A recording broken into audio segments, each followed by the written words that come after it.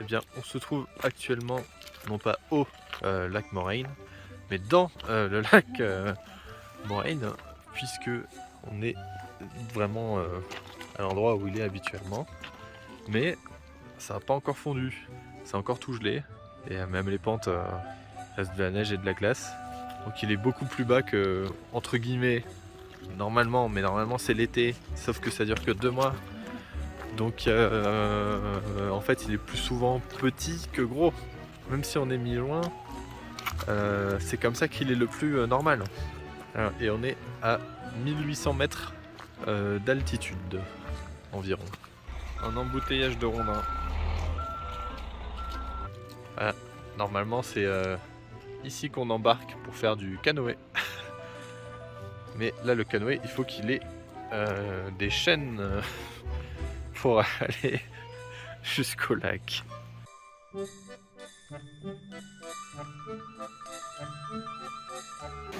Je crois qu'on a fait une connerie. On a laissé le robinet du lac ouvert. Il est en train de se remplir. Ah c'est foutu là. Là c'est fou parce que normalement toute la saison commence début juin. Mais bah là vu qu'il y a encore beaucoup d'endroits qui sont gelés ou autres. Et par exemple tous les canaux ils sont pas ouverts. Ici par exemple c'est fermé. Après à 100$ l'heure du canot. Voilà. Il y a aussi par exemple plein de campings sans réservation autour qui du coup ne sont pas ouverts. Donc si jamais tu te dis bah tiens si j'allais à ce camping là et qu'au moment où tu arrives c'est fermé, t'es un peu dans la merde. Est-ce que ce lac est vert, bleu turquoise? Moi je dirais qu'il est vert turquoise. C'est comme le pain aux chocolatines. Même si tout le monde sait qu'on dit chocopin. Chocopin. Chocopin. Ok. Ouais, exactement. Ici, comment on dit déjà? Ici, Ouais, croissant au chocolat. croissant aux chocolatines. Je sais plus. C'est ça non? C'est croissant Je crois que c'est croissant chocolatine ici. Possible, oui. On va pas s'en sortir hein. De toute façon c'est pas bon le pain au chocolat. Pas vrai, mensonge! Là sur cet arbre, alors j'ai plus le nom exact, c'est un lichen qui est un poison pour les loups.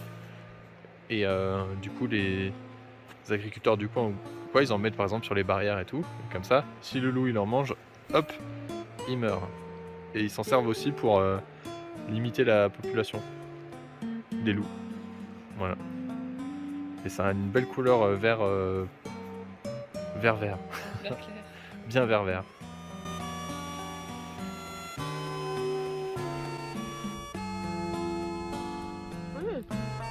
Qu'est-ce que tu fais? Qu'est-ce que tu fais? C'est quoi ça? C'est quoi ça? Eh oh! Non. On rentre pas dans le sac. Mais c'est quoi ça? Comment tu vas nous piquer notre bouffe? Qu'est-ce que tu fais? Non? Il pousse du nez, hein. Mais oui, il pousse du nez. Non.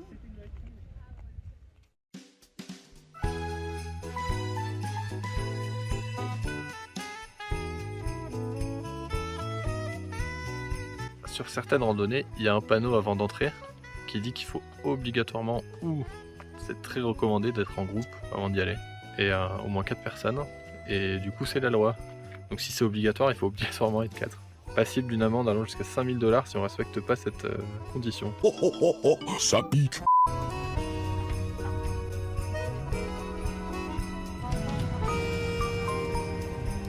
Je crois que c'est la première fois que j'arrive à faire un feu aussi fort. D'habitude, il y a 3 flammes et ça s'éteint au bout de 5 minutes. Là, j'ai l'impression que je suis bien parti. Ça, c'est le talent, ça.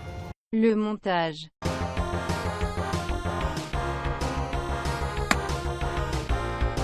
La réalité.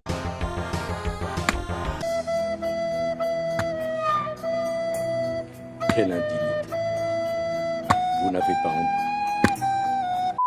Et tout ça juste avec des allumettes de Dollarama de merde. Qui s'éteignent avant d'avoir pu faire quoi que ce soit ou qui s'allument 5 secondes après. Et dont le bout ne crame même pas. Le skill. En fait, j'avoue, maintenant j'ai un peu peur. Les flammes, elles sont trop hautes. Le feu il est trop chaud. La neige elle est trop molle. La revanche des saucisses. Autant hier elles étaient cuites mollement, autant là ça va aller vite là. Est-ce que je me reconvertirais pas à ma chaîne YouTube en feu de cheminée toute la journée? N'oublie pas de mettre des pubs à ce truc. Ouais, genre je mets 1 heure de vidéo de feu de cheminée, de feu de bois de camping. C'est pas mal ça, parce que cheminée c'est déjà fait, mais feu de camping je suis pas sûr.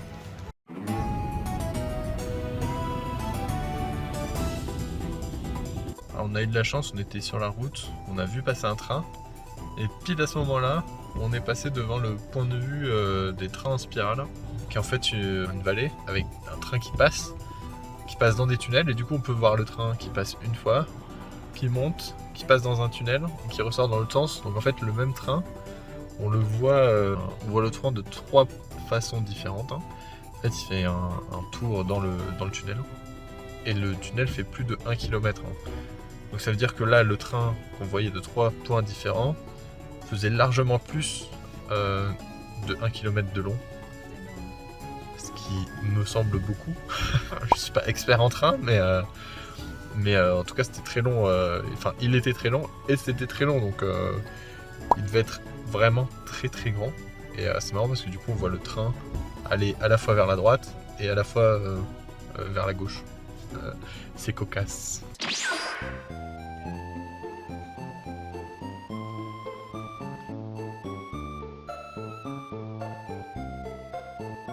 Et voici le magnifique lac Émeraude, qui a une très belle couleur. Ici les gens peuvent faire du canot pour seulement 80 $ de l'heure. Il a une jolie couleur même s'il n'y a pas beaucoup de soleil aujourd'hui. Ouais. En fait le lac est en train de disparaître petit à petit, et donc d'ici dans quelques années il sera peut-être plus là. Il se retire de plus en plus vers la vallée. Là on est parti pour faire la randonnée autour du lac Émeraude, et il y en a à peu près pour 5 km. Et c'est marrant parce que les deux versants du lac, il n'y a pas du tout la même végétation.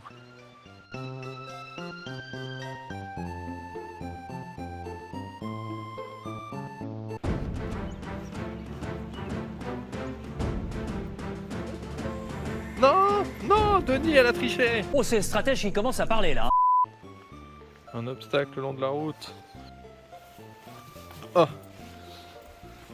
j'ai pas touché. Non, j'ai pas touché.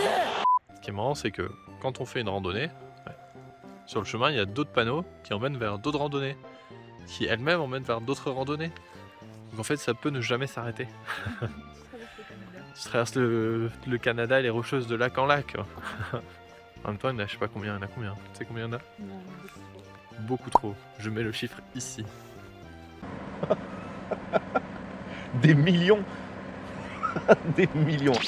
Le lac Émeraude qui est à côté de la petite ville de Field, mais qui n'est pas en Alberta, qui est en Colombie-Britannique. On a changé de province.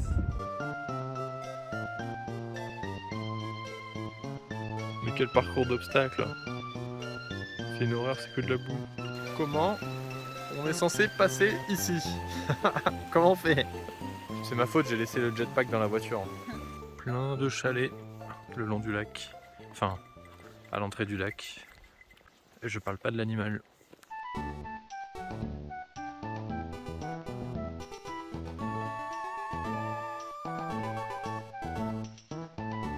Avant, c'était une chute d'eau.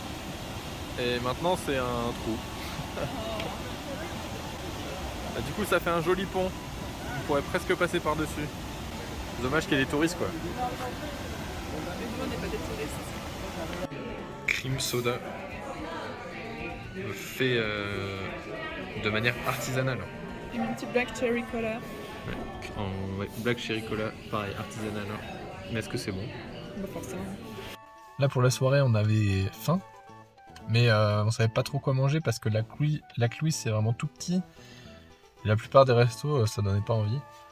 Mais il y en a un qui s'appelle le Peto Bar, qui en fait est au même endroit qu'une auberge de jeunesse. Ils font que des trucs un peu artisanaux. On a mangé un burger de Wapiti, qui est élevé dans le coin, dans le secteur. Et par exemple frites de patates douces, même les desserts avaient l'air fait maison, donc Tout bon. franchement Vraiment cool, vraiment cool. Donc je recommande Petobar, mais ne le faites pas. J'ai un regard inquisiteur.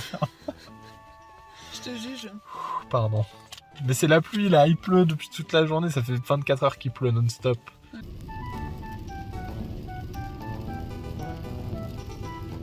Nous voici à Banff. B-A-N-2-F. L'anagramme non officiel de Be Aware, Nothing for Free. Qui en gros veut dire faites attention, va falloir lâcher de la thune.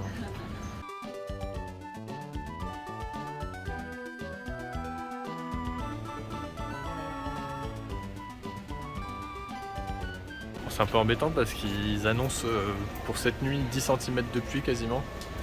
Mais du coup ça va être un peu compliqué pour le camping. J'espère qu'on trouvera la tente à sa place en rentrant.